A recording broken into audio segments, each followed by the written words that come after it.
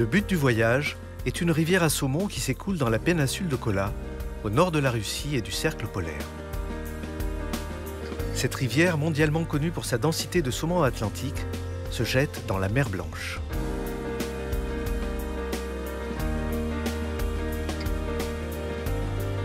Au bout de la piste, le vieux village de pêcheurs de Varzuga est le point de passage pour les milliers de saumons qui remontent la rivière, rejoindre les zones de frayère très en amont.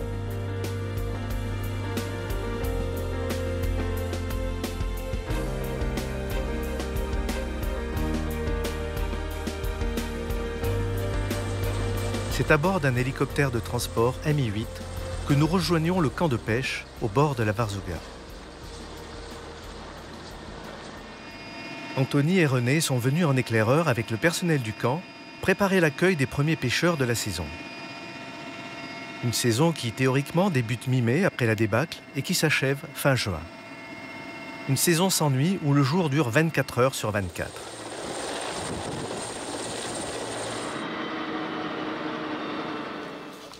La pêche de ce poisson migrateur est avant tout une question de timing. La météo jouant un rôle déterminant. Alors, ils espèrent tous que les conditions idéales seront réunies pour faire de leur séjour un succès. Il est temps d'aller prendre la température de la rivière, vérifier que les saumons sont bien présents dans la Varzuga.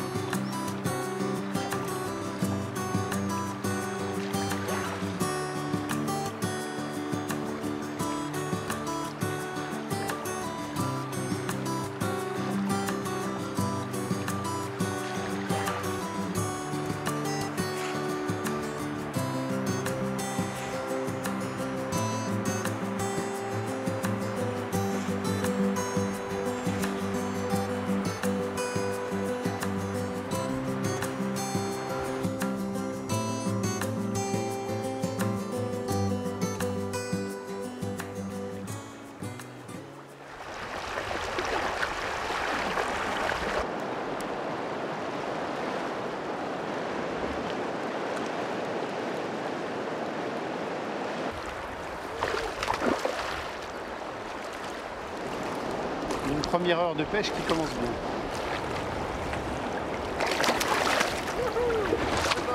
Thank you. You're welcome. First fish? First? Yes, yeah. Good. First of the year.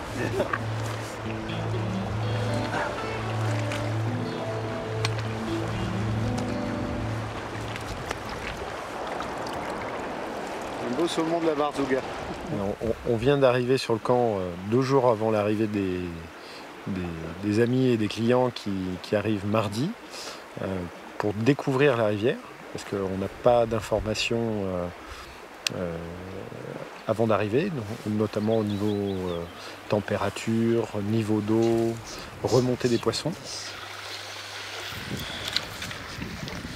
Tous les matins, tous les soirs, je fais un petit topo température de l'eau, niveau d'eau. Donc avec René, on a une tâche importante, c'est de trouver où se situent les poissons sur la rivière, plutôt en aval, en amont,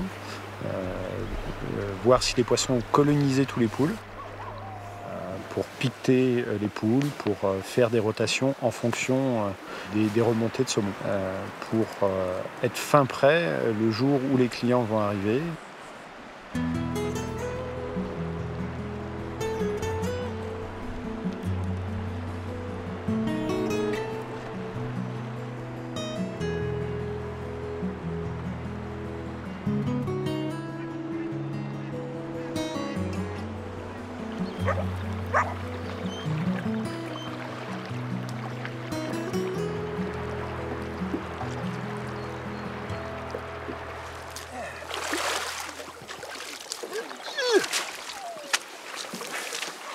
Alors, ça a donné quoi? J'en ai fait un, mais bon, je l'ai perdu, il s'est décroché. Et j'ai fait un ombre à la mouche. Tiens, poisson.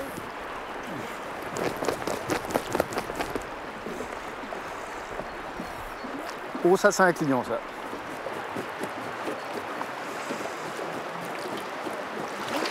toujours. Je n'ai pas changé. Au départ, je pensais redescendre un petit peu en comment ça s'appelle, en pointe. En pointe. Ouais, mais je suis resté en inter. Je suis resté en inter. C'est moins froid, il y a moins de vent, peut-être que ça joue. Hein. Bah, c'est ce que je disais à Eric tout à l'heure. Le seul paramètre qui a changé, c'est le vent. Il y a moins de vent. C'est pas le même vent. J'ai fait un... Bien sûr, René. C'est pas facile de courir.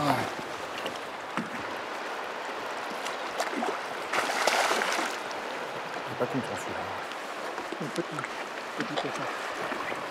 Petit mais costaud. Oh, il est bien au moins.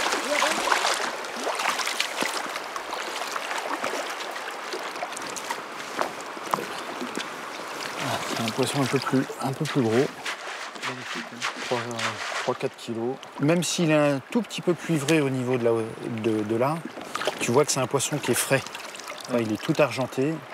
Quand il vient tout juste de rentrer en mer, il est ce qu'on appelle silver, il est vraiment argenté. Avec quelques petits traits roses, mais en règle générale, il est très argenté. Plus il va rentrer dans la rivière, et plus il va rester dans l'eau douce, plus il va s'assombrir. Spécifiquement sur la Varzuga, il va devenir un peu cuivré. Au bout de quelques jours, voire quelques semaines, il va devenir de plus en plus rouge. Les mâles vont avoir un bécard beaucoup plus prononcé. Ils vont commencer une transformation. Les femelles vont également voir leurs œufs grossir. Ils vont se développer. Une fois qu'elles vont être prêtes à pondre et que les mâles seront prêts également à s'accoupler, ils vont changer totalement de couleur. Ils vont prendre ce qu'on appelle une livrée de truite. Les points vont être les points noirs, certains points rouges vont être très marqués. Ils vont s'assombrir, ils vont être parfois ça va aller du jaune au marron et ils auront vraiment une couleur et des formes totalement différentes de leur forme initiale en mer. C'est pour ça qu'on a souvent deux photos qui te montrent le saumon en mer et le saumon en rivière. Et le saumon en rivière, c'est souvent quand il est sur les zones de nidification, où c'est comme une grosse truite, alors qu'en mer, beaucoup de saumons se ressemblent.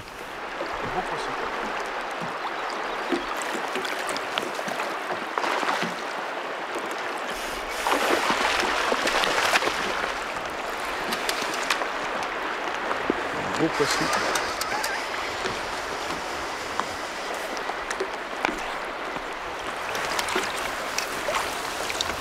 Ah, beau petit poisson de 4-5 livres. On vient d'arriver depuis 24 heures. La rivière a des niveaux on va dire corrects. C'est ni trop haut ni trop bas. La végétation est... Il y a encore pas mal de bourgeons, donc on est dans des moyennes de température. Pour le moment, je dirais que les voyants sont au vert. On a des conditions parfaites. Il ne faudrait pas que le niveau descende trop vite. C'est un peu le souci de ce type de rivière en Russie. Il faut garder un niveau relativement haut et constant pour que les poissons restent sur les poules et en espérant qu'il y ait une petite pluie dans les jours à venir, que les niveaux montent un peu, pour que de nouveaux poissons rentrent dans le bassin de la Varzuga et apportent des poissons frais. Donc il n'y a pas d'influence des marées, mais on n'est qu'à une centaine de kilomètres de la mer.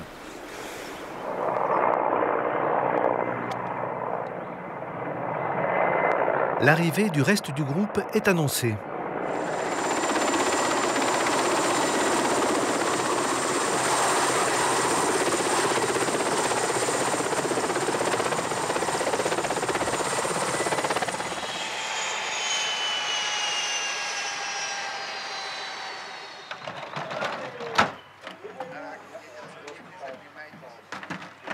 La dizaine de pêcheurs à la mouche débarquent avec cannes et bagages. Ce sont tous des fidèles de cette rivière et de ses saumons, prêts à en découdre pendant 9 jours.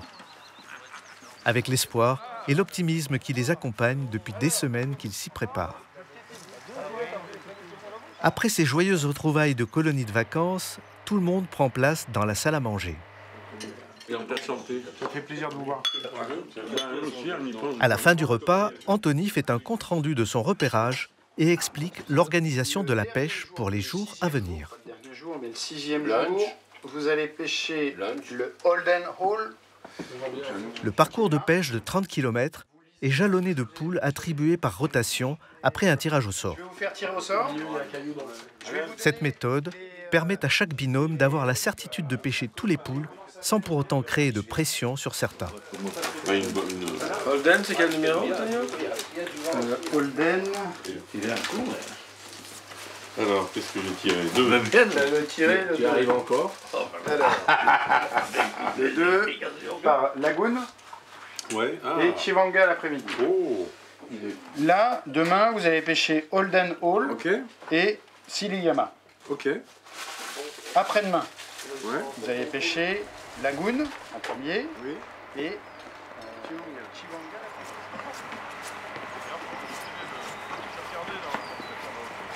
Tout le monde se dirige vers l'embarcadère, rejoindre son bateau et son guide.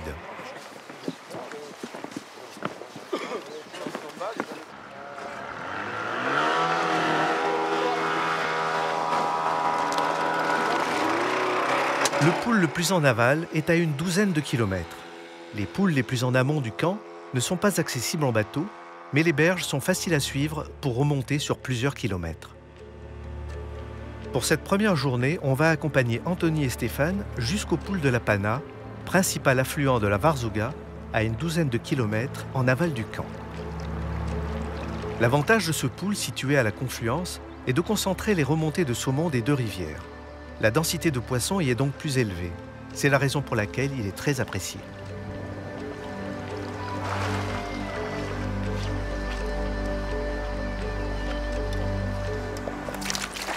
Il n'est pas très gros. Un petit grise. C'est des poissons qui ont passé une année en mer seulement. Tu vois, qui montent.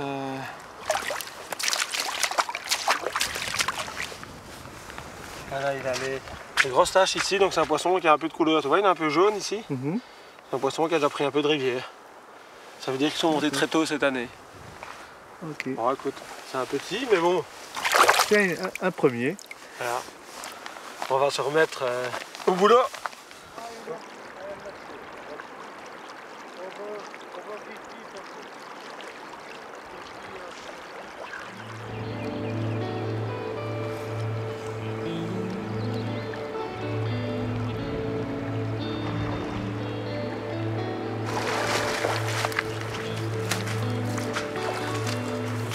Il faut passer devant un poisson, on n'a pas eu de minute.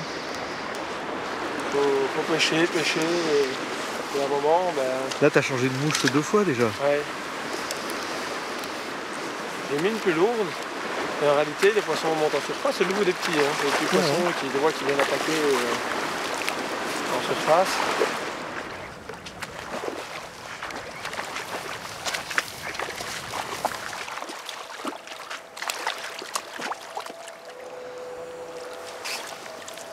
Ah, voilà la mouche.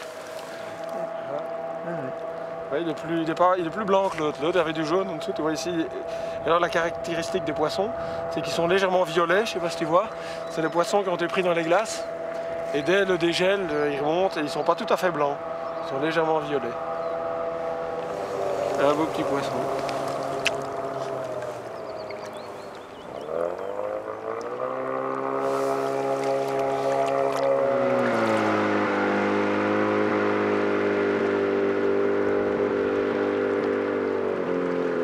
Anthony, il était avec le bateau à l'endroit où il y avait des poissons.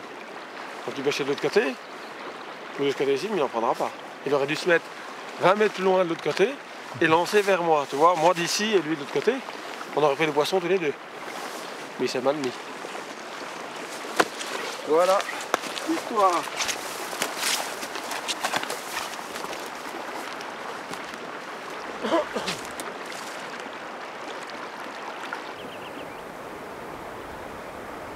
les matins, Anthony relève les hauteurs et températures d'eau pour suivre l'évolution de la rivière.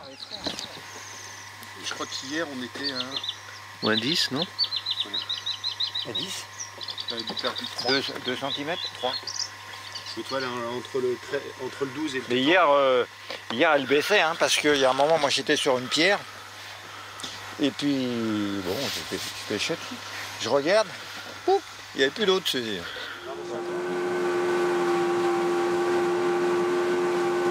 Depuis leur arrivée, la Varzuga a perdu 2 à 3 cm par jour et sa température remonte sensiblement. À ce rythme, les voyants sont toujours au vert. Les remontées de saumon ne devraient pas être contrariées tant que la tendance se maintiendra.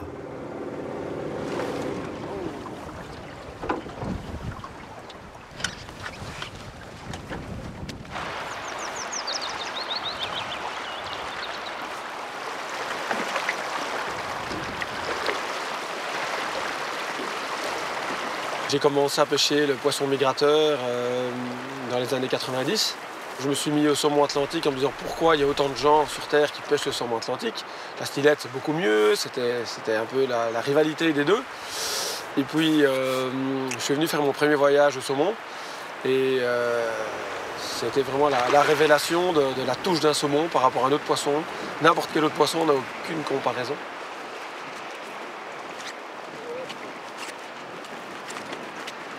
Vers toi. J'espère qu'il n'y a pas trop d'eau ici, que tu vas pas prendre un bouillon.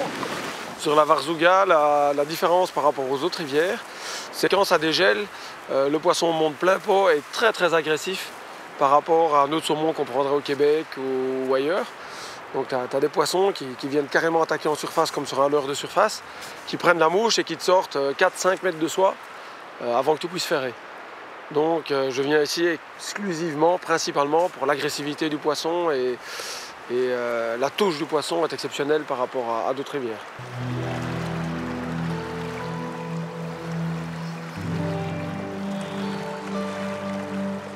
Bien fait de pêcher ici quand même, hein. Oui. Vous sentez un petit écho.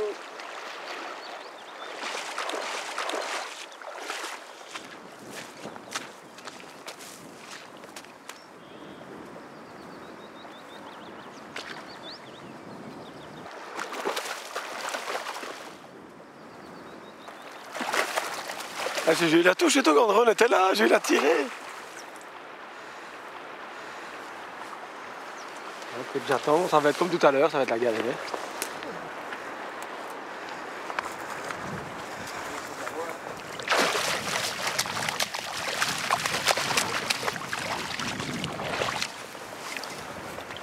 Eh ben, ma nouvelle mouche choisie dans la boîte avec toi. Voilà. Une petite réanimation. Elle est bien excitée, bien blanc, toi comme il brille. Tout frais, hein. Alors c'est un mâle, tu vois, il a un petit bécard qui commence déjà. Eh mon ami. Merci pour ce fantastique combat. Déjà le 4e depuis ce matin, ferré au bout de la canne. Dans les mauvais poules, mais bon. Après avoir consciencieusement peigné les poules toute la matinée, l'heure du pique-nique est une pause appréciable, surtout lorsque le soleil est de la partie. On retrouve Horst, qui nous explique pourquoi il aime particulièrement cette destination. La pêche est fantastique et la nature, c'est formidable. C'est seulement la groupe ici et pas de personnes, pas autres personnes. J'étais beaucoup en Alaska et là, il y a toujours des autres gens et des aéroplanes et tout comme ça, des grands bateaux. Mais ici, c'est calme et c'est bon pour... Et il n'y a pas de téléphone ici, hein? Pas d'internet, rien.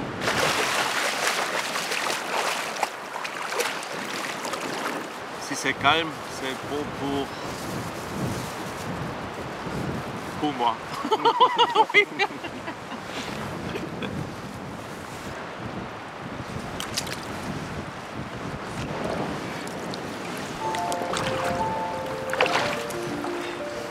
Bravo, Horst. Ah, merci. Alors. Au revoir. On est venu chercher du saumon atlantique sur la Varzuga. Ce sont ce qu'on appelle des anadromes, c'est-à-dire qui sont nés en rivière et vivent une grosse partie de leur vie en mer pour revenir pondre en eau douce. Poisson qui vient de la mer Blanche, parce qu'on est au sud de la péninsule de Kola. Ces poissons vont commencer leur migration en rentrant dans ce qu'on appelle une eau saumâtre au niveau de l'estuaire pour s'adapter déjà au changement du taux de salinité. En fonction des niveaux, ils peuvent remonter très vite, jusqu'à 70 km par jour, donc sans s'arrêter. Vu qu'on est à une centaine de kilomètres de la côte, les poissons peuvent très bien arriver en 24-48 heures sur les zones où nous nous trouvons.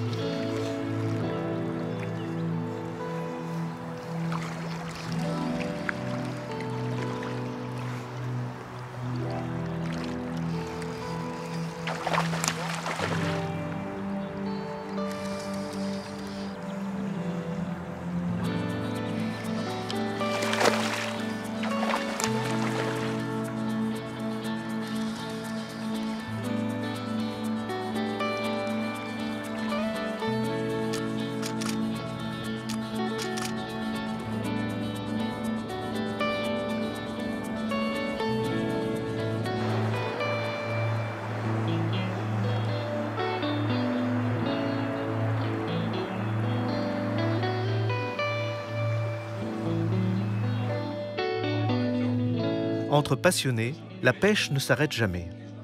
Le soir est un moment de détente et d'échange. On y discute poissons, techniques, matériel. Côté des Russes, là-bas, en face? Oui. Ah oui? Oui, parce que vrai que tous les poissons, moi j'ai cru que c'était des poissons colorés parce qu'ils avaient une veine bleue. Ils ont une veine bleue. Mais bleue, c'est-à-dire? bah, ils ont presque comme une filette. Ils sont blancs là, mais sur une truc de On dirait des trucs. La pêche du saumon atlantique est un sujet sans fin, où l'on apprend toujours des expériences des autres. Le comportement du saumon en rivière est tellement variable et si peu prévisible.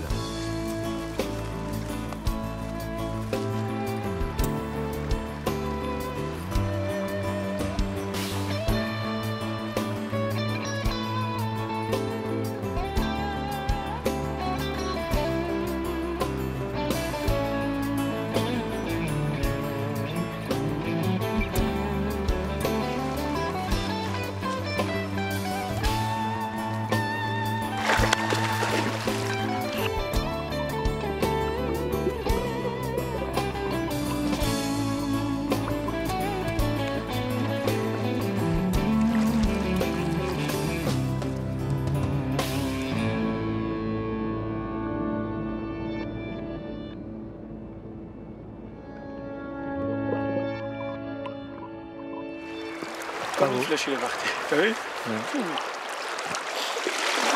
Allez. Obligé de sortir le 14-18.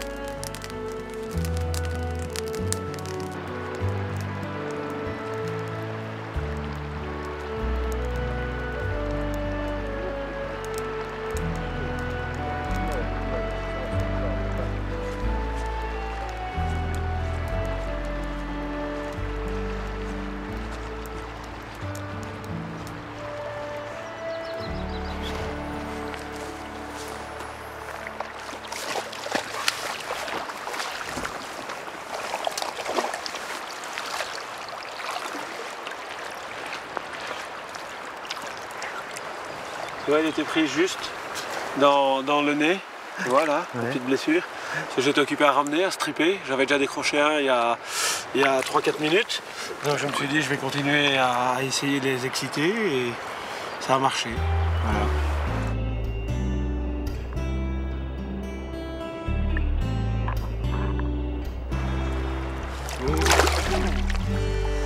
Celui-là il est en forme par rapport à l'autre. Voilà, bah écoute. On est déjà à 6 et un perdu. Bonne matinée.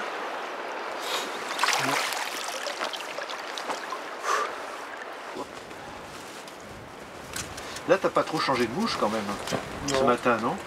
Non, toi, pas orange, jaune-orange. C'est ce qu'on appelle la cascade? La cascade, ouais. Après, je suis repassé avec la bleue, ça marche, comme hier, même équipe. En fait, tout le monde pêche avec les mêmes mouches, non? Ah, je pense que c'est poisson frais, qui passerait un morceau de pomme. Je pense, vraiment. Ah, ça casse le mythe alors? Ouais.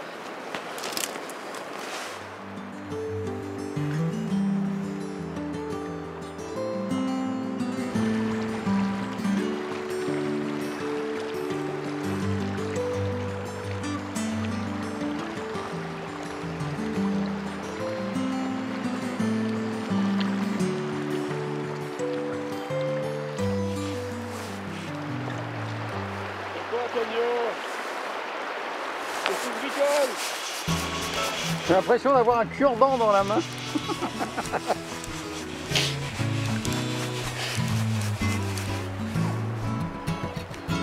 La pêche du saumon se pratique le plus souvent avec une canne à deux mains. Une technique de lancer inventée vers 1890 sur la rivière Spey en Écosse. Un lancer Spey efficace nécessite d'avoir un ensemble canne-soie performant et adapté à la taille de la rivière, à son profil et à l'espèce recherchée. Pour éprouver d'autres sensations, comme un défi, Anthony combat son poisson avec sa canne à une main. Mais ça vient quand même, hein? Ouais, c'est sympa.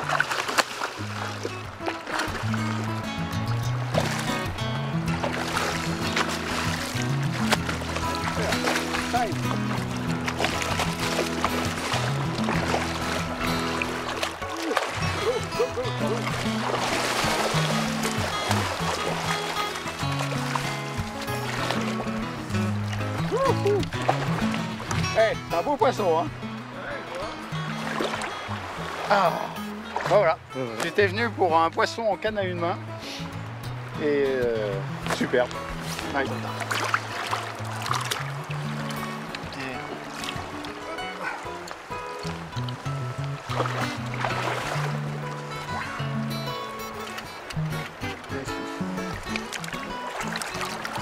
Très frais, beau poisson, un beau mâle. On voit le bécard juste là. Le poisson bien conformé, bien lourd, 3-4 kilos. Beau poisson.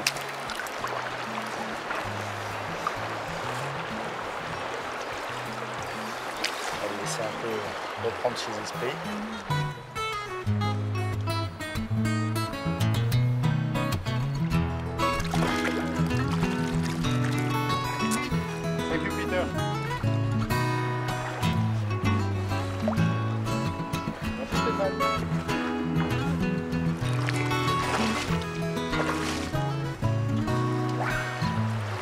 Au Labrador, on prend des poissons de 15-20 livres avec ça, on sèche.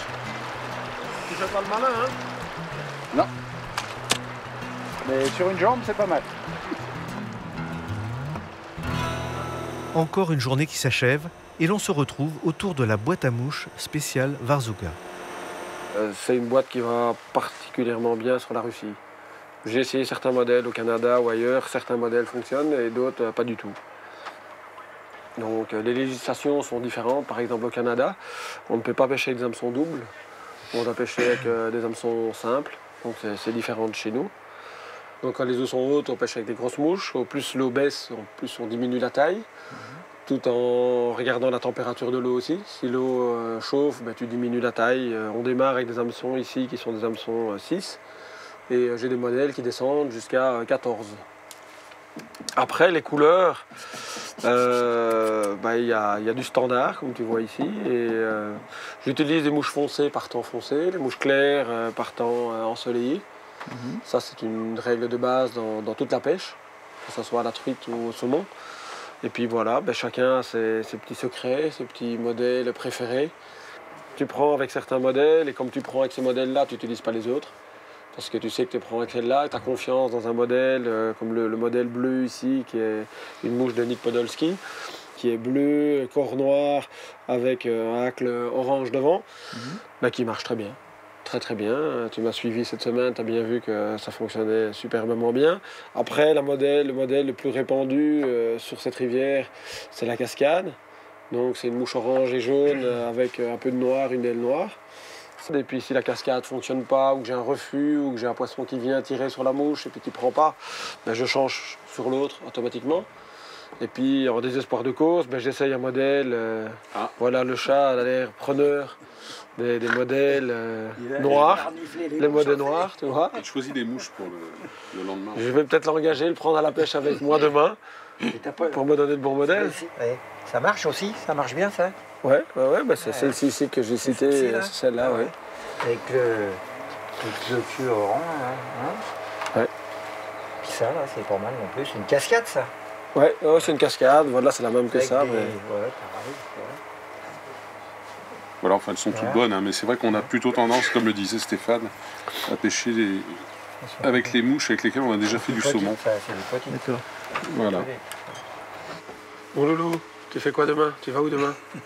On attend justement le tirage au sort des poules pour demain. Ah, il y a un nouveau tirage au sort. Oui, un nouveau tirage au sort. Donc il reste 3 jours et il y a un nouveau tirage au sort. Un nouveau tirage au sort. Ah, d'accord. Ouais. Donc j'essaierai bien la pana quand même. La pana. J'espère. Il a envie d'aller sur la pana. On a tout pris sur la pana. Mais non, il faut qu'on montre à notre ami qu'on est capable de faire aussi bien que lui. Je suis plus retourné sur la pana parce qu'aujourd'hui je fais des bons scores sur les poules ici. Ouais. Trop gros. Ah, tu veux dire plus petites? Ouais, les petites. Elles sont là. Avec du jump. La boîte à mouches est un objet esthétique qui va bien au-delà de sa simple fonction utilitaire. Elle fait partie et est le prolongement de cette passion en dehors de la saison de pêche. Oui, mais elles sont doubles, tu doubles tes points. Ça fait partie du plaisir de la pêche au saumon. Michel nous livre sans complaisance son analyse sur cette passion. Le pêcheur de saumon est un grand malade qui est atteint d'une double affection pour lesquelles il n'y a aucun traitement.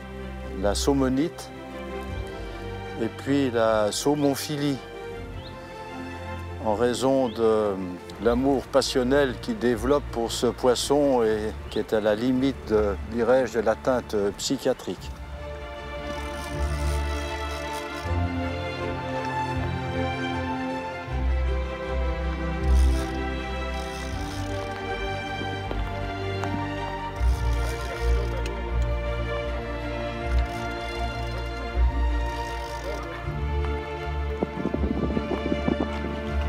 Le pêcheur de saumon parcourt des milliers de kilomètres pour un séjour halieutique qui est trop souvent placé sous le signe du froid, du vent, de la pluie, parfois de la neige. Et quand exceptionnellement il fait beau et chaud, sous le signe des moustiques particulièrement agressifs et sanguinaires. Il affronte des rivières puissantes, dont le courant est tumultueux, qui souvent est à l'origine de bains forcés. Et tout ça pour tenter de prendre un saumon, poisson fantasque, très difficile à leurrer, et qui est un migrateur, qui donc par définition était présent hier, absent aujourd'hui. Demain, personne ne sait.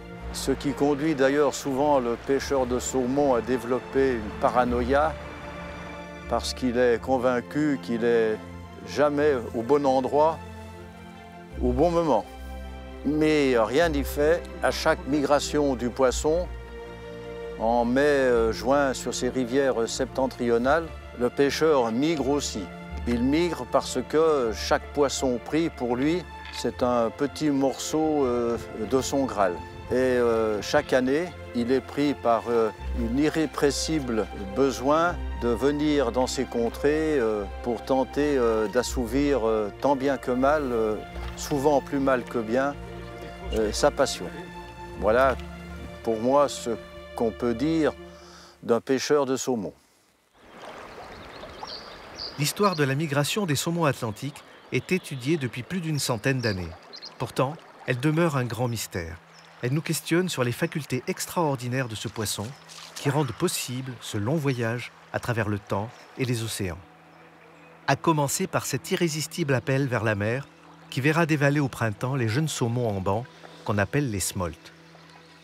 La smoltification est cette période unique du cycle vital au cours de laquelle le juvénile change de livret et commence à s'adapter à sa future vie en mer. Ils vont passer 1 à plusieurs années dans l'océan Arctique à se nourrir de crustacés, céphalopodes et petits poissons fourrages. Ils vont parcourir des distances considérables au gré des déplacements des proies. L'abondance de la nourriture océanique permet au saumon de réaliser tout son potentiel de croissance jusqu'au retour en vue de sa reproduction. Mais ce que l'on ignore encore, ce sont les mécanismes qui régissent l'amplitude, la durée et l'orientation migratoire en milieu marin. Le retour jusqu'au site de frai est un phénomène de comportement commun à d'autres animaux. Mais la précision des moyens d'orientation utilisés par les poissons pour revenir très précisément dans la même zone qu'ils occupaient à l'état juvénile a de quoi nous laisser songeurs. En effet, le rôle prédominant de l'olfaction a été mis en évidence lors d'expériences scientifiques. Mais on ne sait pas vraiment quelle est la part de l'inné et de l'acquis dans ce phénomène. Cette fidélité au cours d'eau natale explique pourquoi le saumon, qu'il soit de la Varzuga ou d'ailleurs, est forcément différent de son cousin du Gave d'Oléron, d'Écosse ou du Canada. En effet, les conditions d'existence de ces populations sont tellement différentes d'un bassin fluvial à l'autre. Différence dans les qualités physico-chimiques de l'habitat, différence dans la distance à parcourir depuis l'estuaire pour rejoindre la zone de frayère, différence de climat également, qui jouent un rôle dans l'accessibilité à ces zones. Autant de facteurs qui favorisent une évolution adaptative pour conduire à l'existence de races géographiques distinctes, morphologiquement et physiologiquement. De ce fait, ils sont génétiquement devenus les plus aptes à survivre dans l'environnement fluvial de leur phase de croissance juvénile. Comme Tonio, quoi. Poisson... 3 kilos. L'histoire naturelle du saumon est captivante et tellement étonnante. Elle est encore pleine d'inconnus qui entourent le saumon d'une aura mystérieuse. Un vaste champ de recherche reste encore ouvert.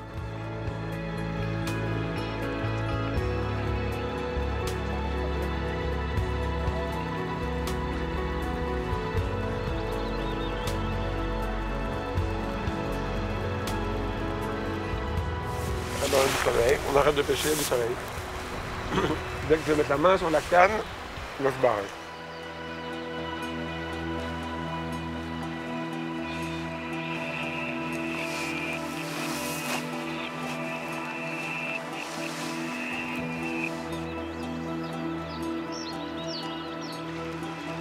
Une bonne connaissance de la rivière, acquise au fil des ans, est un atout qui n'évite pas les bredouilles, mais les réduisent fortement.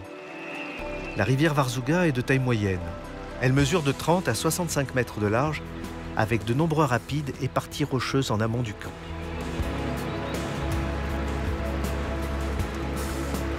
Il y a en aval des secteurs plus lents et plus profonds où se tiennent les plus grands poissons.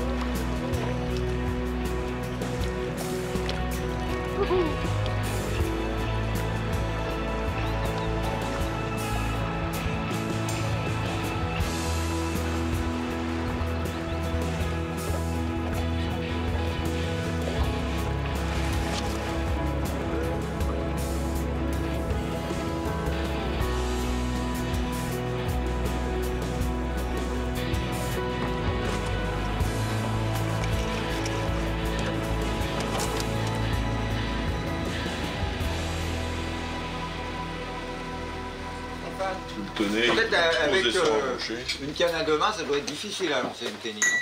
Non, Bonjour à tous. Bonjour. Bonjour. Guten Morgen. Pour ce dernier jour de pêche, nous accompagnons Louis et Jean-Luc sur le pool de l'île, tout proche du camp.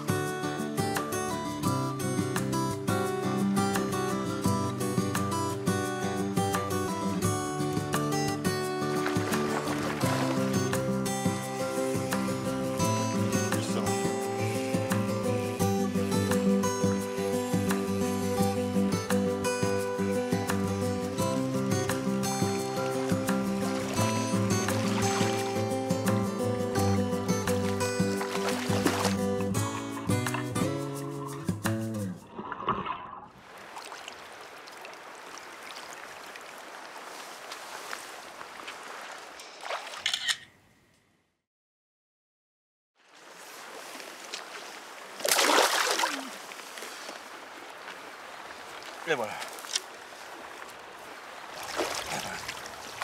C'est mon 20e poisson, je suis content. J'aurais eu peur de ne pas l'avoir. Tu vois, Louis est déjà passé là. Ouais. Il est passé trop tôt, je le savais.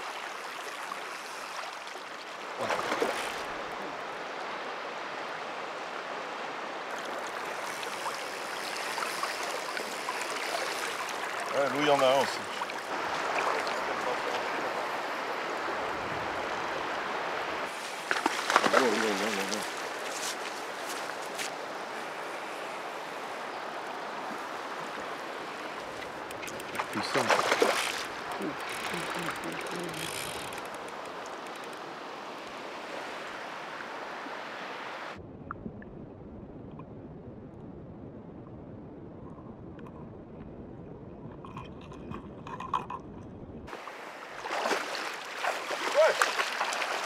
Un gros poisson, hein. Big fish, fat. Énorme.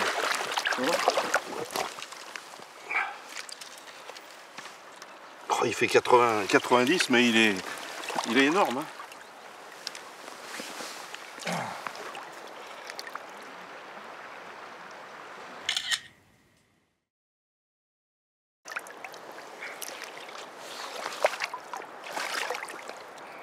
J'ai remarqué que les poissons, ils s'activaient vraiment, voilà, quelle heure est-il là? 10h15. Voilà, Ah non, c'est 10h30.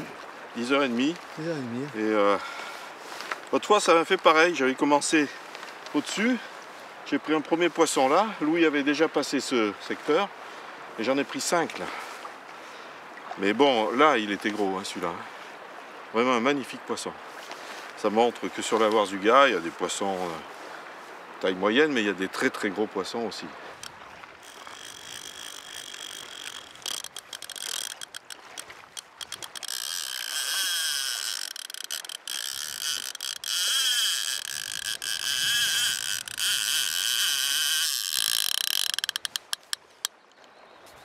Prends le fil. C'est une touche franche ou... Ah, une bonne... Je l'ai bien senti, ouais. Bien senti. Comme quoi, effectivement, ils sont revenus sur le pool, là. Hein. Ils sont actifs, hein. Ouais. Enfin, je commençais à désespérer, là. Je voyais mon ami Jean-Luc en faire 3. Et moi, rien. Si, c'est pas normal.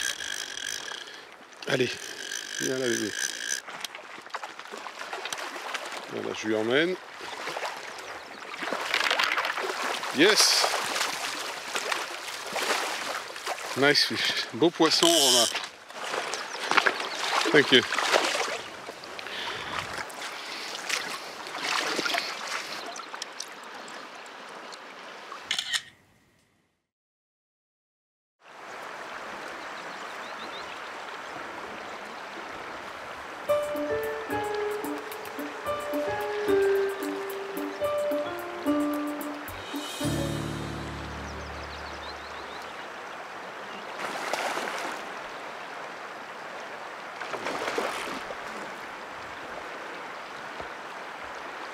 Ouais, ça suffit, 10 minutes c'est suffisant. Je le connais ce pool maintenant. Là, ça me fait exactement comme l'autre fois.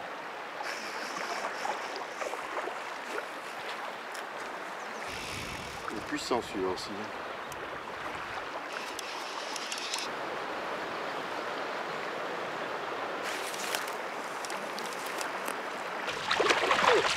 Oh, il est comme l'autre, hein, encore plus gros. Oh, c'est des gros poissons. Hein.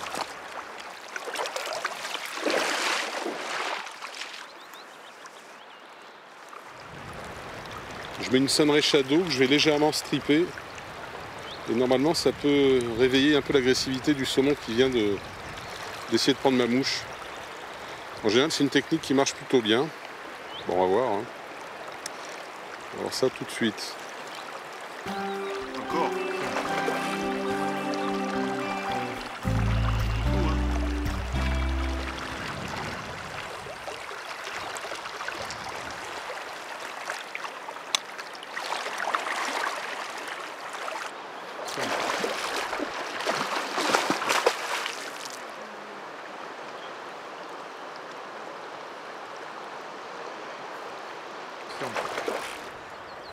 De la pierre ici, t'en as fait 3. Non, j'ai pris le premier sur cette pierre là-bas, plus haut, comme l'autre fois. Puis après, là, ça fait le troisième. Et c'est des gros poissons. Ouais. Allez, je vais tenter. La pierre, hein. Allez, je vais tenter. De toute façon, moi, je vais jouer le coup. Putain, ils sont poissons formidables. Hein. Extra. Vraiment des beaux poissons. Magnifique poisson. Allez mon gros, salut. Eh ben dis donc. C'est l'artifice. Hein. Ah, il y a des jours, faut en profiter parce que c'est pas tous les jours comme ça. Et là, ce poule, je le connais, je l'ai déjà pêché, ça m'a déjà fait ça me le refait. Et si je reviens, ça me le refera sûrement. Si les niveaux sont les mêmes. Et puis avec ma mouche, hein, bon, voilà. Une mouche qui n'est pas recommandée pour ici, parce que avec ses niveaux d'eau, elle paraît peut-être un peu lourde, mais et elle a une couleur, elle a un petit peu d'orange comme il est préconisé ici, mais c'est surtout marron, un petit peu de jaune, voilà, un tube. Moi j'aime bien les tubes, parce que je trouve qu'on perd moins de poissons avec les tubes qu'avec les mouches, parce que le tube s'en va et l'hameçon reste. Et le poisson ne peut pas prendre appui dessus. Voilà. Une spéciale Grand Jean. 3 Jean-Luc. Non, 4. 4 poissons. Ah, 4 poissons. Ah, J'en ai fait un sur le rocher, comme l'autre fois, là, le plus petit. Et après, dans le pool, 3 plus bas. Ah, bravo.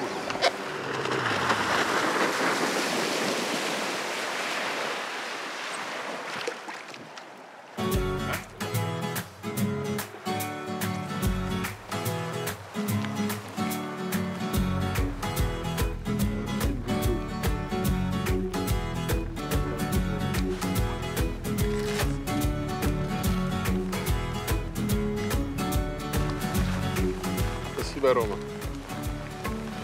Petit café bien chaud.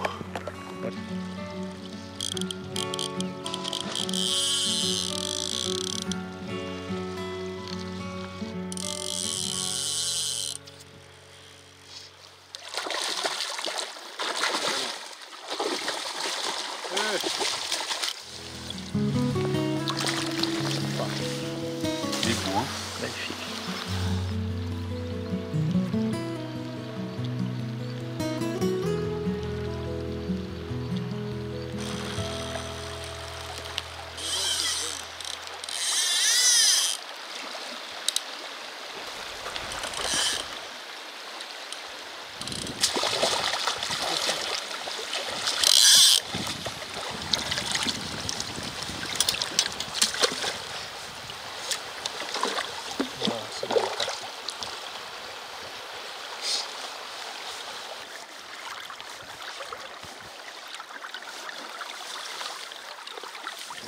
Là, voilà, là, il y a une touche.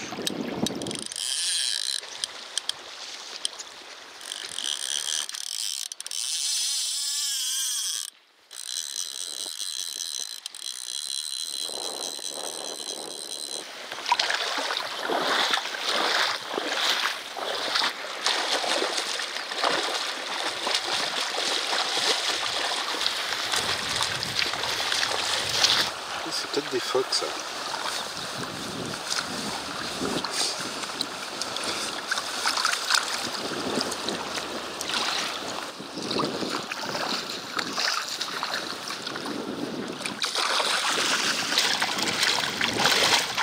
Début de séjour compliqué, mais alors à la fin, c'est la fin du séjour, c'est l'apothéose. Super. Beau poisson, belle défense. Par ce petit bruit de moulinet, hein, c'est quand même pas mal. La pêche du saumon, comme toutes les pêches, il faut être d'une grande humilité. En fait, c'est le poisson qui décide si ta pêche sera bonne ou pas, c'est pas toi. Il suffit de savoir lancer un peu. Mais surtout, tu vois, je suis toujours persuadé que la connaissance de la rivière, c'est 80% de la pêche.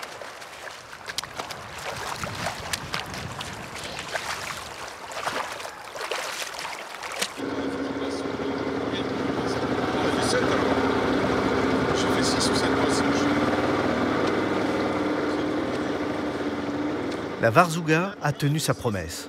Pendant ces 9 jours, 335 poissons de 6 à 16 livres ont été pris, soit une moyenne de 37 saumons par jour. Le champion du groupe a placé la barre très haut, avec 86 prises au total, presque 10 saumons par jour. La Varzouga est une rivière magnifique, exceptionnelle, qui présente de nombreux atours et attraits. En premier lieu, c'est une rivière où les remontées de saumon peuvent être très importantes. Nous en avons la preuve éclatante cette année où effectivement nous sommes arrivés pour une fois au bon endroit et au bon moment. Et puis, indépendamment de son cheptel de saumon, c'est une rivière qui est éloignée de toute civilisation, puisque là, nous sommes à plus de 300 km en ligne droite de Mourmansk. Il n'y a pas de route et le seul moyen d'accès au camp de pêche est l'hélicoptère. Étant donné également que c'est une rivière au-delà du cercle polaire, elle s'écoule dans une magnifique forêt primaire où nous sommes actuellement, qui n'a jamais connu le pied de l'homme. Et nous sommes en présence d'une végétation exceptionnelle, notamment des bouleaux d'une dimension qu'on ne pouvait pas penser qu'elle puisse exister, et puis surtout des fougères, des mousses, des lichens qu'on ne rencontre nulle part ailleurs. En fait, la Varzouga coule aujourd'hui comme elle coulait peut-être ou certainement il y a 1000, 10 000 ou 100 000 ans. Et pêcher la Varzouga présente un intérêt supplémentaire, c'est qu'on a l'impression ou la certitude de remonter le temps, ce qui est quand même assez rare.